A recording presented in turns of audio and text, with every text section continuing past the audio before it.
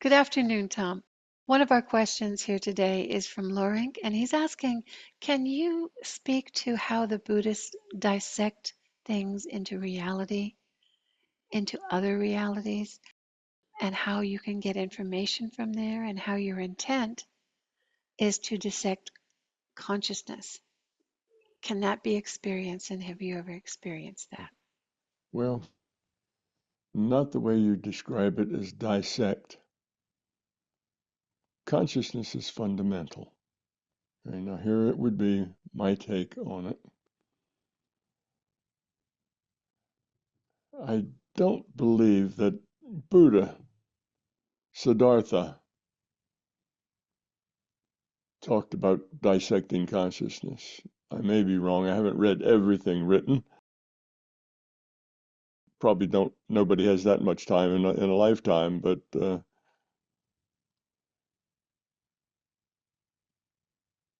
consciousness being fundamental, it is the source. Okay, consciousness is about information. It is an information system. You have to not think about it as a thing. It's not a thing like an automobile is a thing. You can dissect an automobile. You can take it and look at every piece part. Then you can put all the piece parts back together and see how they work and take it apart again. Okay? But consciousness is not a thing like that. Consciousness is a aware information system that makes choices. Okay, so it doesn't have any space. There's no space in consciousness. You can't say this piece of consciousness is here and that piece of consciousness is 1 foot to the left of here. It's not like that. There is no space in consciousness. So things are not apart. So when you say you dissect it, that means you separate all the parts. So like disassemble and dissect are almost the same word. Somebody dissects a bug in biology, they really disassemble it. They take it apart. They look at all the pieces and see how the pieces interact and how they work with each other. Okay. Consciousness isn't made up of a bunch of discrete pieces. It's not how it works. Consciousness is non-physical. It's awareness. Now, having said that, this person is talking about how he's read things where the Buddhists take consciousness apart and dissect it into little parts and do this and do that. I would tend to think all of that is metaphorical. Don't read that as literal. Now, in their own minds, the people that wrote it, it may seem literal to them because that's the metaphors that they're using to explain what it is they've experienced. Okay, when you experience something and you want to talk about it or describe it or put it in a book, you have to do that in terms of metaphors. All of our language was created and evolved to talk about the things in this virtual reality. The cars, the tables, the chairs, the trees. So we have language that can talk about all those things, and we can take all those things and take them apart. And we can look inside and see what they're made, how they're made of. We can look at the texture and the grain in a piece of wood. But consciousness doesn't work like that. But what happens is because our language is built on that kind of thinking, material thinking, and because when we want to then describe something we've experienced, our mind takes what we experience, turns it into something that can be described by our language. So we end up talking about things as if consciousness had space and parts and like it's some kind of a machine and you can pull it apart and look at its innards and see the piece parts of what it's made of. That's not true. Those are metaphors. Don't take them literally. Consciousness is not like that. Consciousness is potential. It's awareness. Awareness doesn't weigh anything. Awareness doesn't have any dimensions. Awareness can't put it on a shelf, can't put it in a bottle, can't put it on a scale. Awareness, which is basically, I define consciousness as awareness with a choice. It's just that simple. You have awareness. That awareness has memory. That awareness has processing power.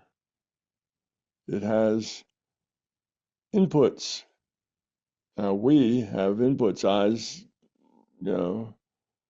sight, smell, sound, touch, taste. Those are our inputs. Our consciousness itself has awareness. It can be aware of other consciousness, the thoughts that other consciousness is having.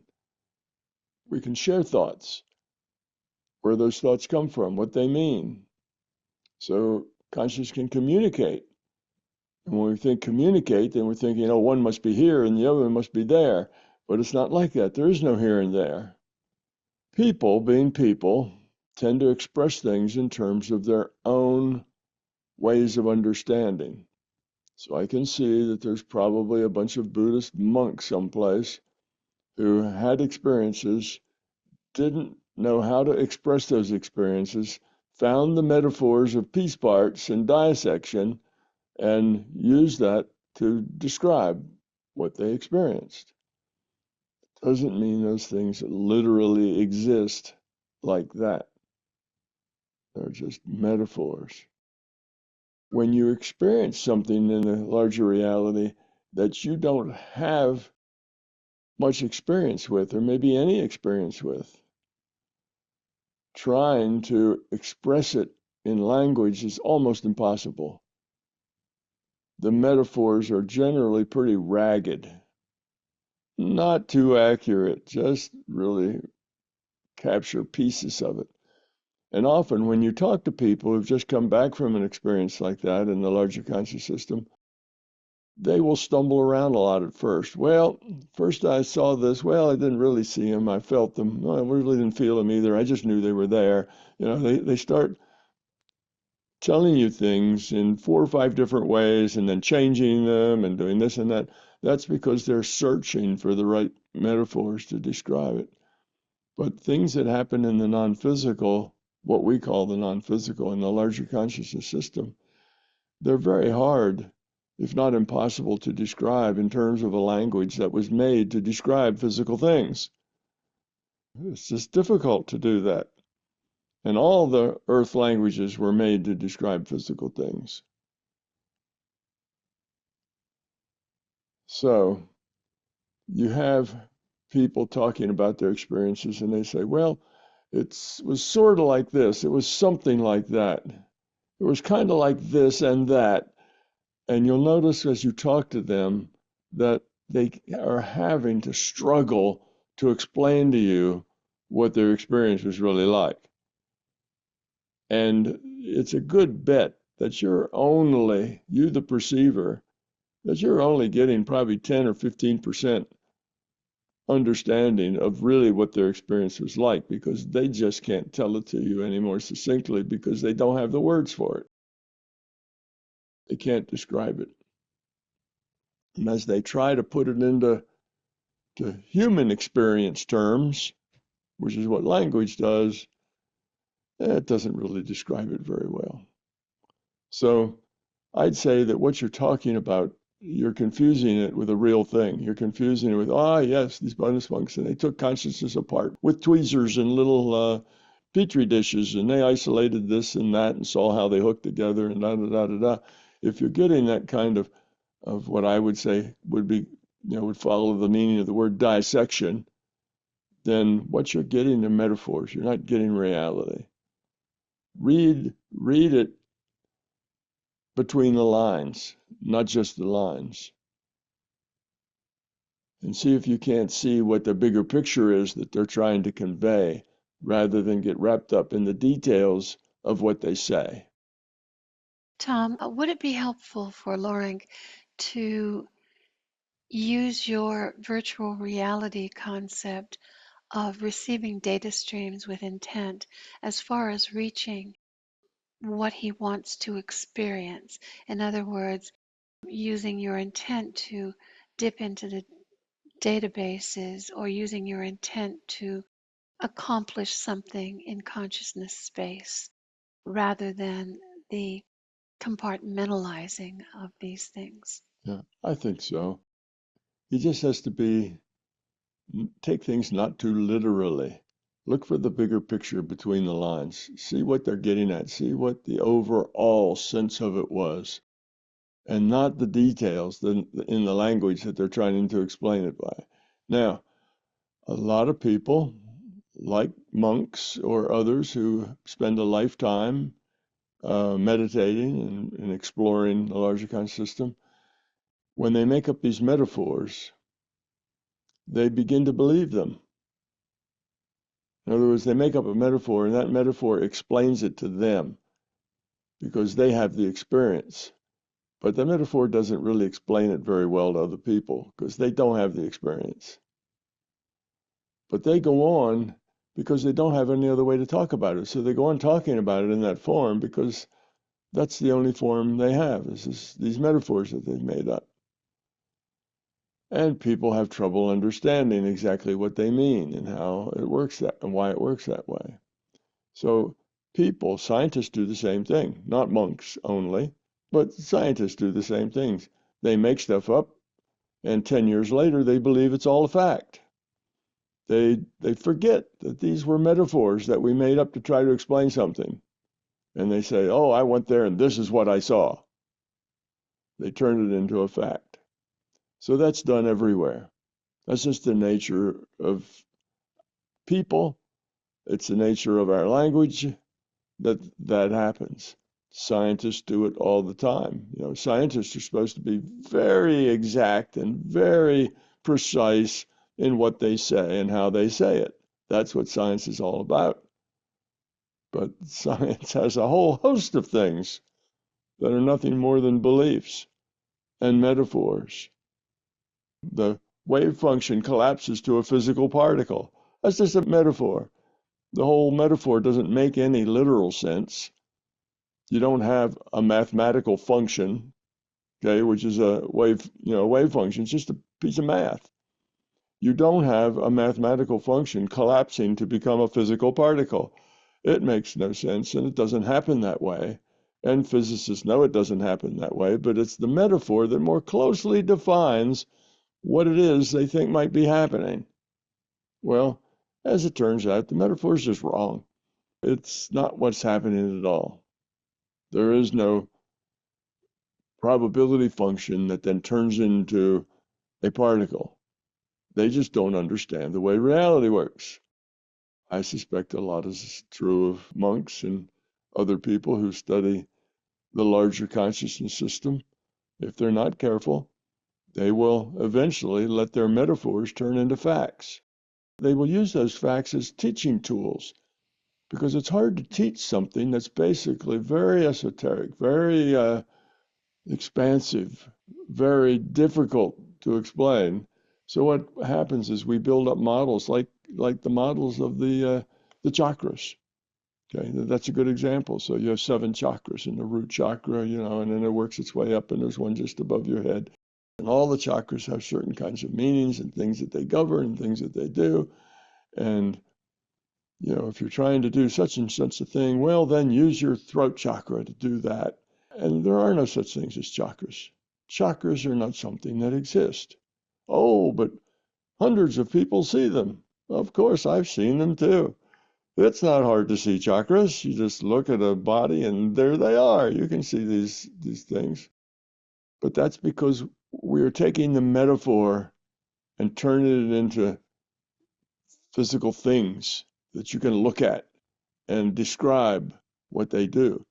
It's a metaphoric set of symbolism that's used to help explain something that's very hard to explain to other people. And if the metaphor works for you, that's great.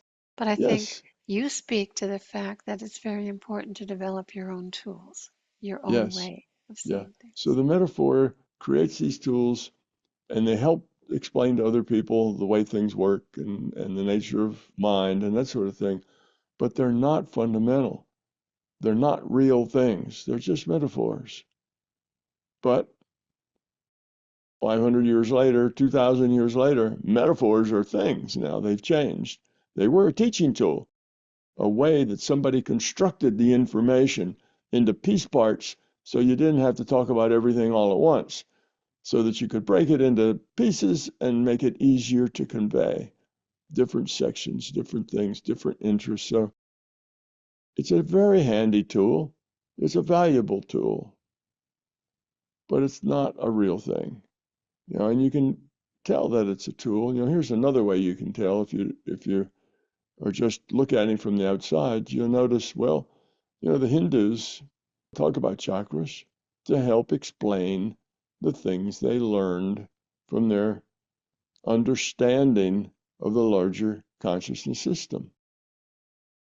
They're helpful, but don't get wrapped up around that they are things, almost like physical things. Oh, here's what they look like, and I can draw pictures of them, and you can go in and change the energy in one, and well, all that's metaphorical, and yes, you can, just like I heal with a beam of light. I take this beam of light and I turn bad things that are black into good things that are white. There is no light. There is no wand or healing bar. None of that exists. The whole thing is just information. All those piece parts that we use. Oh, there's the body, and there's the etheric body, and there's the health body, and there's the emotional body, and there's the intellectual body, and we make up all this stuff, and none of that exists. They're just metaphors so that we can reduce the problem to smaller pieces that we can talk about in terms of our language.